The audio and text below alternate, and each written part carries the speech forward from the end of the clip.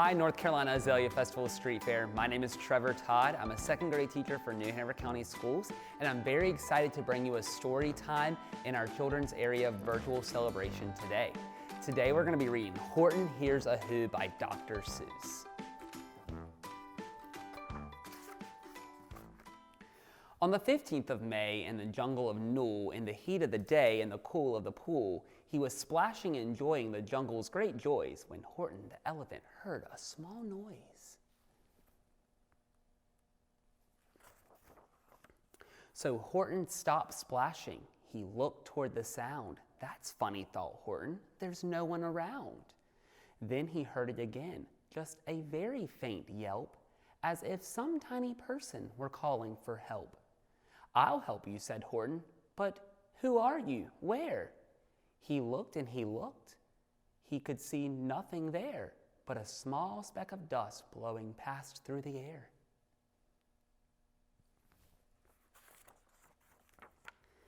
I say, murmured Horton, I've never heard tell of a small speck of dust that is able to yell. So you know what I think. Why, I think that there must be someone on top of that small speck of dust, some sort of creature of very small size, too small to be seen with an elephant's eyes.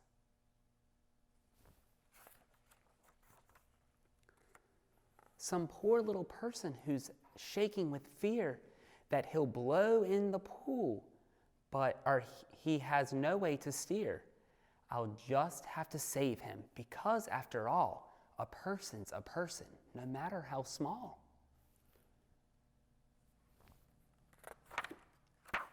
So gently and using the greatest of care, the elephant stretched his great trunk through the air, and he lifted the dust speck and carried it over and placed it down safe on a very soft clover.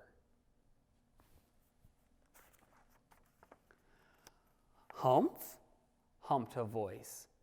'Twas a sour kangaroo, and a young kangaroo in her pouch said, humph too. Why, that speck is as small as a head of a pin. A person on that, why, there never has been.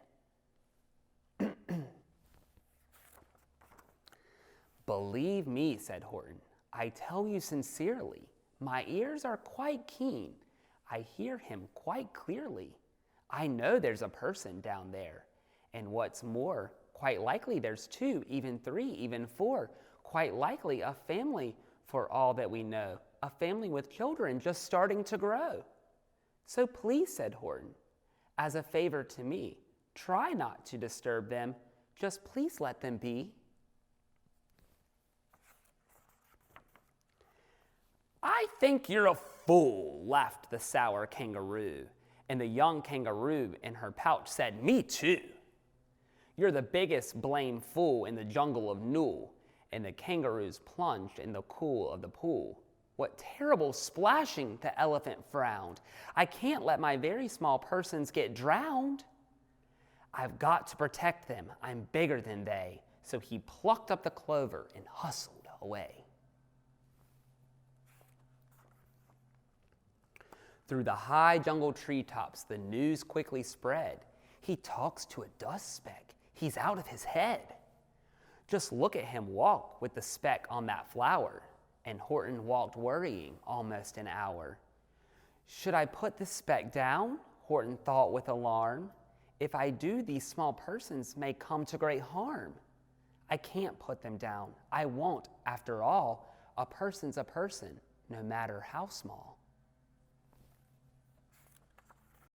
Then Horton stopped walking. The speck voice was talking. The voice was so faint he just barely hear it.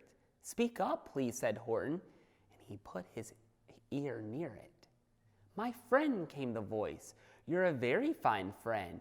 You've helped all of us folks on this dust speck no end. You've saved all our houses, our ceilings and floors. You've saved all our churches and grocery stores. You mean, Horton gasped, you have buildings there too? Oh yes, piped the voice, we most certainly do. I know, called the voice. I'm too small to be seen, but I am mayor of a town that's friendly and clean. Our buildings to you would seem terribly small, but to us who aren't big, they're wonderfully tall. My town is called Whoville, for I am a Who, and we Whos are thankful and grateful to you. And Horton called back to the mayor of the town, "You're safe now, don't worry, I won't let you down." But just as he spoke to the mayor of the speck, 3 big jungle monkeys climbed up Horton's neck. The Wickersham brothers came shouting, "What rot! This elephant's talking to Whos who are not."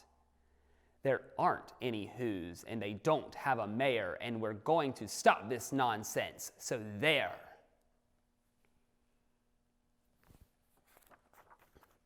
They snatched Horton's clover. They carried it off to a black-bottomed eagle named Vladikoff, a mighty, strong eagle of a very swift wing.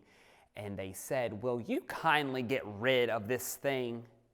And before the poor elephant could speak, the eagle flew off with the flower in his beak.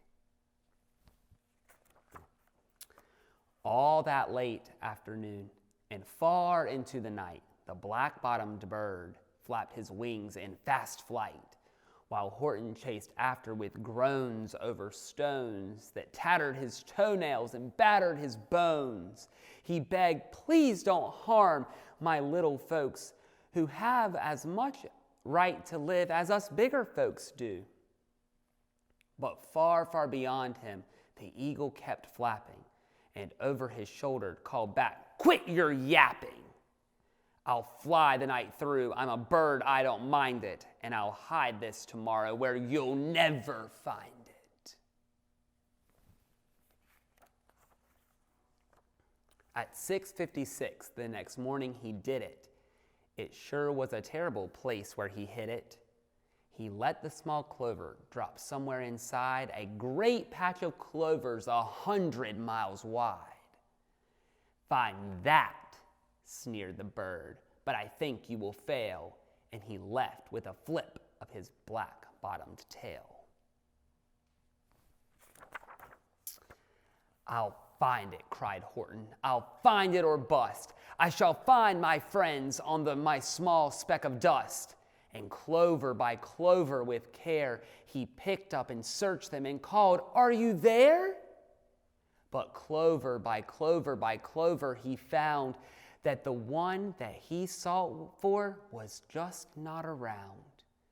And by noon, poor old Horton, more dead than alive, had picked, searched, and piled up 9,005.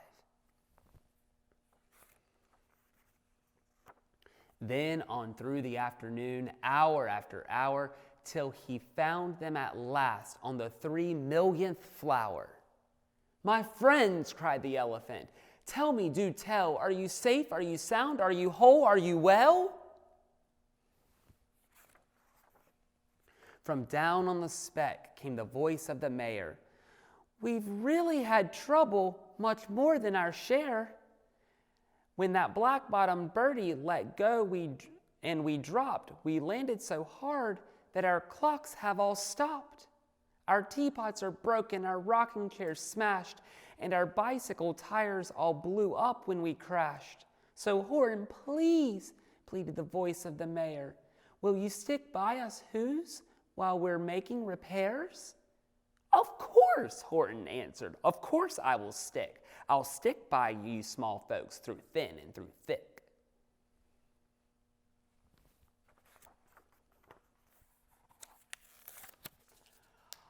"Humph," humphed a voice. "For almost 2 days you've run wild and insisted on chanting with persons who's never existed.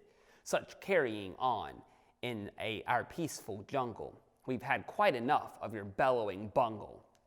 And I'm here to state," snapped the big kangaroo, "that your silly nonsensical game is all through." And the young kangaroo in her pouch said, "Me too." With the help of the Wickersham brothers and dozens of Wickersham uncles and Wickersham cousins and Wickersham in-laws, who help I've engaged, you're going to be roped and you're going to be caged. And as for your speck of dust, that we shall boil in a hot, steaming kettle of buzzle-nut oil. Boil it, gasped Horton. Oh, that you can't do. It's all full of persons. They'll prove it to you.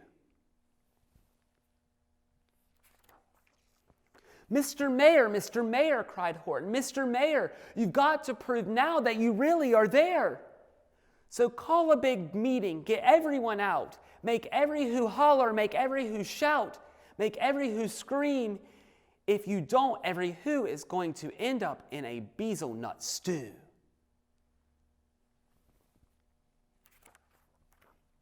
And down on the speck of dust, the scared little mayor quick called a big meeting in Whoville Town Square, and his people cried loudly. They cried out in fear, "We are here! We are here! We are here! We are here!" The elephant smiled. That was clear as a bell. You kangaroos surely heard that very well. All I heard, snapped the big kangaroo, was the breeze and a faint sound of wind through the distant trees. I heard no small voices, and you didn't either. And the young kangaroo in her pouch said, "Me neither." "Grab him," they shouted, "and cage that big dope. Lasso his stomach with 10 miles of rope. Tie the knot so tight so he'll never shake loose. Then dunk that dumb speck in bezel-nut juice." Horton fought back with great vigor and vim, but the Wickersham gang was too many for him. They beat him, they mauled him, they started to haul him into his cage, but he managed to call to the mayor, "Don't give up! I believe in you all! A person's a person, no matter how small. And you very small persons will not have to die if you make yourself heard, so come on now and try." The mayor grabbed a tom-tom. He started to smack it, and all over Whoville they whooped up a racket. They rattled at tin kettles, they beat brass pans on garbage pail tops, old cranberry cans. They blew on bazookas, blasted great toots, on clarinets, oomph and boohoff and flutes.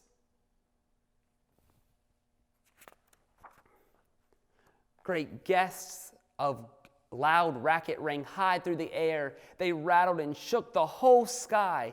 And the mayor called up through the howling, mad hullabaloo, "Hey, Horton, how's this? Is our sound coming through?" And Horton called back, "I can hear you just fine, but the kangaroo's ears aren't as strong quite as mine.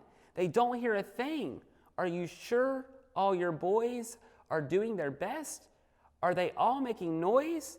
Are you sure every who down in Whoville is working? Quick, look through your town. Is anyone shirking?"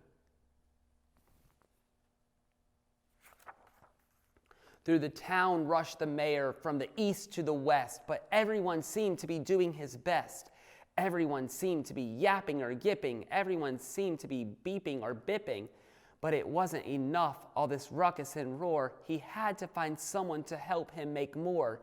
He raced through each building. He searched floor to floor.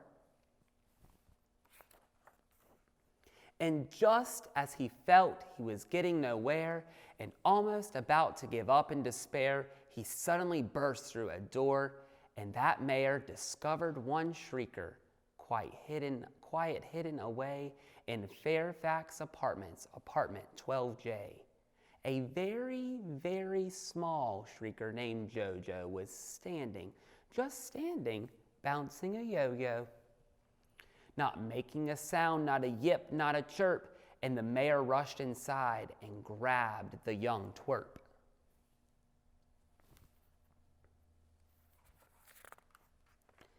And he climbed with the lad up the Eiffelberg Tower. "This," cried the mayor, "is your town's darkest hour. This, the time for all who have blood that is red to come to the aid of their country," he said. You've got to make noise in greater amounts, so open your mouth, lad, for every voice counts. Thus he spoke as he climbed. When they got to the top, the lad cleared his throat and shouted out, "Yoop!" And that yoop, the one small extra yoop, put it over. Finally, at last, the speck on the clover, their voices were heard. They rang out clear and clean, and the elephant smiled. Do you see what I mean? They've proved they are persons, no matter how small, and their whole world was saved by the smallest of all. How true, yes, how true, said the big kangaroo. And from now on, you know what I'm planning to do. From now on, I'm going to protect them with you. And the young kangaroo in her pouch said, Me too. From sun in the summer, from rain when it's fallish, I'm going to protect them no matter how smallish. Friends, thank you for joining me again for a story, Horton Hears a Who. I hope that you enjoyed it, and I hope that you are enjoying the virtual experiences that the North Carolina Azalea Festival have put out for you.